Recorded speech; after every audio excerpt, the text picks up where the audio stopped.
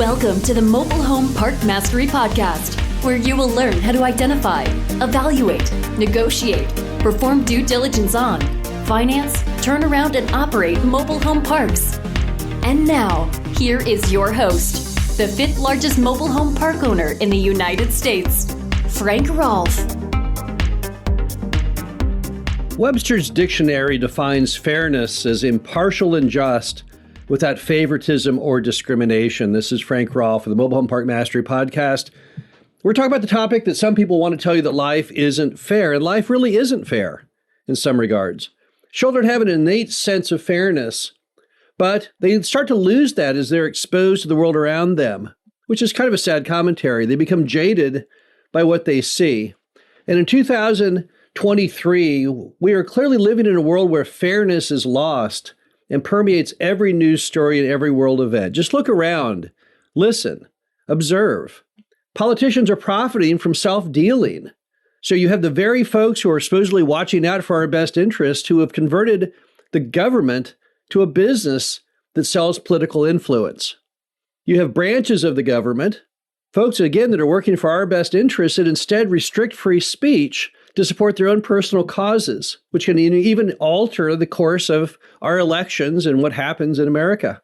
You've got college admissions where certain ethnicities are given priority over others, even though they should all be based on fair testing scores. You have rampant self-dealing in which the government awards contracts without any supervision, any oversight, any bidding process, often to their own cronies.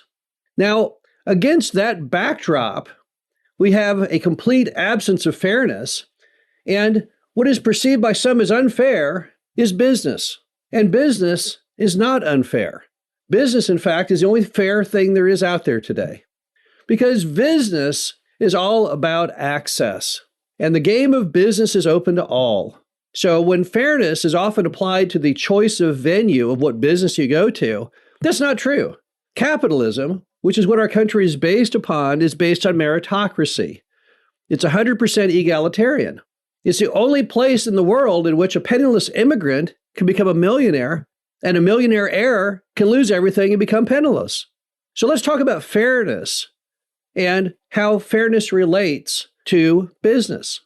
First, you have Warren Buffett, who I think we all would agree was an outstanding investor.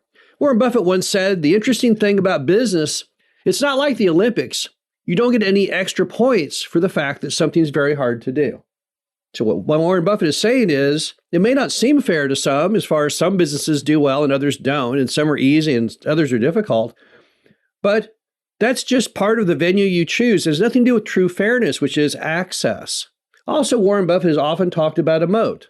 What is a moat? A moat is something that holds your competition at bay, and some businesses have it and others do not. If you look at Warren Buffett's holding, he seems to always favor businesses, either through copyrights or patents or just the capital required to enter the game, that it keeps competition at bay. But it's not an unfair restriction of competition. It's simply the fact that some business models offer a moat and others do not. And then you have the megatrends. What's a megatrend? It's a word coined by John Naisbitt in a book titled Megatrends, I think back in the 80s. And the concept is there are some trends in America that completely shape our economy and our everyday lives. Some of those current trends are baby boomers that are aging, the need for affordable housing, the Great Migration, the Great Resignation, all of these various giant demographic shifts. These are all megatrends. And whatever you select as your business model, again, it's not a function of fairness. Instead, it's just a function of intelligence. You want to be in a good business model or a bad business model? That freedom is up to you. The access is there. It's all attainable. But whether it's fair or not is what you select. Now, fairness is the basic foundation of capitalism, but it comes through competition. It's not about the simplicity or the difficulty or what you decide to get involved in. It's about the fact that you can. And people who get upset and say, oh, that business is unfair, typically what they're really saying is they're jealous they didn't get into it. It's more what they call FOMO, fear on missing out. So many people who try and use the word fairness as a negative concept in a competitive business environment What they're trying to say is, gosh darn it, I screwed up. I did not get involved in that business. I got in a more difficult business, and now I'm mad, and that means that what you got into is unfair. But that's just not true. There's a fairness of the model from the public's perspective. And again, now we're talking about the customers and how they view things. And they don't typically like the competitive nature of capitalism because supply and demand sets pricing, not the owners, not the customers. Only the government has the ability to restrict supply and demand and manipulate the free market. So if there's one source of unfairness in business or in pricing, that would stem from the government itself, not from the free market.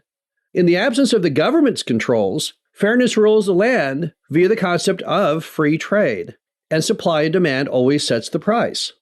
Again, when people say that's unfair, it's not because it actually is unfair based on our definition of fairness, but because they don't like the reality of their position. They once again use fairness as a tactic, but it's not based on an actual absolute. So when people use the word unfair in business, whether it's one business segment calling another business segment unfair or a customer saying the whole system is unfair, that's not really true. Not at all.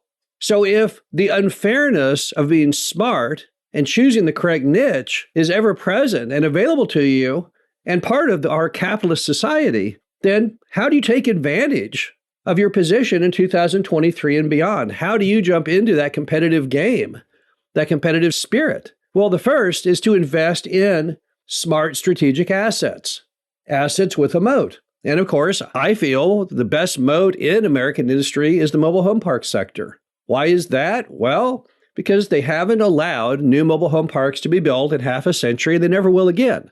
Did I do that? Did I cause that? Did I have the ability back in the 50s and the 60s and the 70s to ultimately shut the door on new park construction? No, that's just the way it worked out. But smart people see that trend and say, here's an industry that supports the Buffett moat concept to the fullest. And they jump on that. Also, remember that mobile home parks have a great alignment with all of the prevalent megatrends in America today. 10,000 baby boomers retiring each day, trying to downsize, reduce their cost. The megatrend of housing prices going through the roof. All these things create the demand for affordable housing.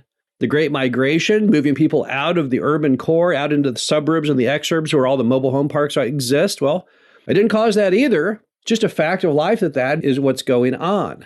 So clearly, based on most of the drivers, most of the things that investors find smart, mobile home parks are well aligned with those. Warren Buffett has always talked about the fact that you want to choose a business model that's super simple. Well, it's tough to get a more simple business model than a parking lot. Next, relish in the egalitarian nature of business and wrap up its fundamental underpinnings, which is competition. You need to connect and commit with whatever niche you want to get into in the business world, and then do it with relish. Understand that competition is the hallmark of our nation, and there's nothing better you can do with your time than to jump into that battle, to compete to your fullest, to use the concept of volume of calls, cold calling, direct mail, brokers seeking out mobile home parks that work for you, attracting customers to those empty lots and homes.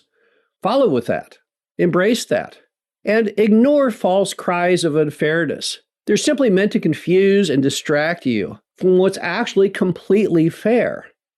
Business in America today is probably the only remaining thing that's fair. I would say the only other item that probably is fair are sports. Why are sports fair? Because you can't fake it. There's no nepotism in sports. There may be in sports ownership, but certainly not in the players. Nolan Ryan tried to get his son to be a famous pitcher like he had been. It didn't really work. You either have it or you don't. But if you want fairness, if you crave fairness like a child craves fairness, you're only going to find that fairness in business. And when people tell you that business is inherently unfair, that's a complete lie. The opposite of business, the opposite of free trade, the opposite of capitalism, socialism, communism, those issues where you put all the power in the hands of a few, who then use that power itself to do self-enrichment, that's what's truly unfair. Now, 2023 is going to be a tough year for the U.S. I don't know of any economist who would tell you to the contrary. But in every downturn, there are winners and there are losers. You want to be a winner. You want to go ahead and choose smartly the venue that you participate in and work it to its fullest. There's absolutely nothing unfair in business, nothing unfair in the mobile home park industry, and everything to be won. This is Frank Rolfe, the Mobile Home Park Mastery Podcast. Hope you enjoyed this. Talk to you again soon. Thank you for listening to the Mobile Home Park Mastery Podcast. Be sure to visit us at mhpmastery.com to subscribe to the show, read our show transcriptions, and access all of our great information on mobile home park investing.